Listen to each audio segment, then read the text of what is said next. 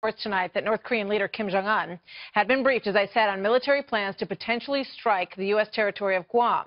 Defense Secretary James Mattis warned earlier today what will happen if they dare to do that. Listen to this. If they fire at the United States, it could escalate into war very quickly. Yes, that's called war if they shoot at it. If they do that, then it's game on.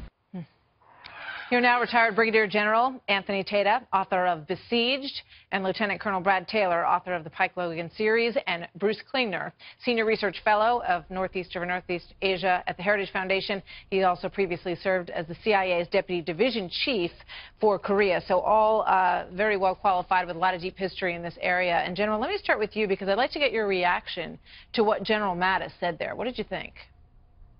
Hey, Martha, General Mattis, Secretary Mattis is saying in a very direct way, if you shoot at us, expect consequences to come back at you in a nanosecond, and we are prepared to do that. And what you're seeing the Trump administration do is leverage all the elements of national power. So Secretary Mattis, in charge of the Department of Defense, is talking about the types of things that we can do. We've flown flexible deterrent options such as B-1 bombers and all of that. You've got today, all the talk is about the trade deal and the economic back and forth between us and China. That's leveraging our economic power. Right. And then over the weekend, we've been leveraging information power with all of our key leaders saying essentially the same thing, that this is a red line that we should not cross. So, you know, when you add all that up, Bruce, let me ask you this. You know, it appears that there's sort of incremental progress, that China is acting in a way that it hasn't before, that they are going forward with these bans against North Korea. They also suggested that if North Korea strikes first and we retaliate, that they might not move to block that. And they initially said they would. So it looks like some of these very sort of bellicose, strong language on the military front, and then the carrot and stick approach with the diplomacy seems to be nudging this process in the direction that the president has said he wants it to go. Yes or no? Well, each of the UN Security Council resolutions is incrementally better than the previous one, and therefore each one is the best in history until the next one. So China's announcement today is basically saying we will do what we are required to do under the UN Security Council resolutions. And historically what China has done is, you know, they've usually implemented the resolution sanctions for about 1 to 4 months, and then they tend to back away. Now, on the trade thing, whether that's related to North Korea or not, if it's intended to pressure China and North Korea, it's a very indirect, very slow method.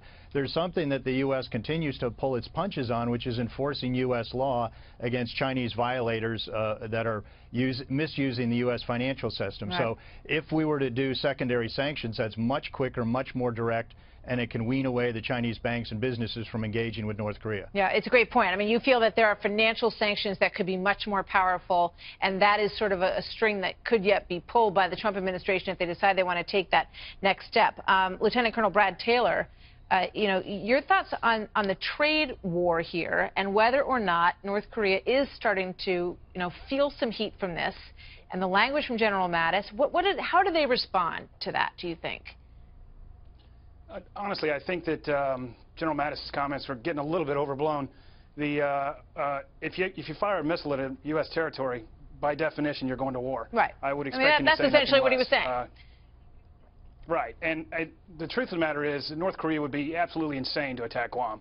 It would be like getting in a shouting match with a belligerent drunk and punching his girlfriend instead of him. We have enormous combat power. A lot of it on Okinawa, Japan. We've got a 353rd Special Operations Group. There's a Special Forces Battalion. There's Strike Eagles there. If you really wanted to do a first strike, you would take out Okinawa, not Guam. By the time the missiles reach Guam, we could have the birds in the air. So what he's really trying to do is just turn this into a U.S. versus North Korea. If he says anything against Okinawa, he's brought in Japan. So really what I see is just a war of words. And I think our response should be just what Mattis said. You heard what I said. You launch anything at us, it's game on. You don't need to say anything else. General, what do you think the next move from North Korea is? Well, you know, Martha, I think this new administration philosophy, doctrine of strategic accountability is going to hold North Korea accountable. Strategic patience under the Obama administration was really a do-nothing reactive policy. And so the next move for North Korea is to try to do something within the box that we have now painted them in, and then if they get outside that box, they can expect immediate ramifications, as Brad just said. So North Korea has been painted into a corner here, and a lot of people were concerned that the president was painting himself into a corner, where very deliberately this administration has leveraged the elements of national power to get both bilaterally with Russia, China, and other nations, Japan, South Korea, and with collective security arrangements such as the UN, to put pressure on North Korea. Now, you know, the ball really is in North Korea's court. They can back down and take the golden bridge out that we have offered them, and that's what I think all of us hope will happen. Wow. We're going to be watching. Thank you very much, gentlemen. Great to see all of you tonight. Thanks for being on the story.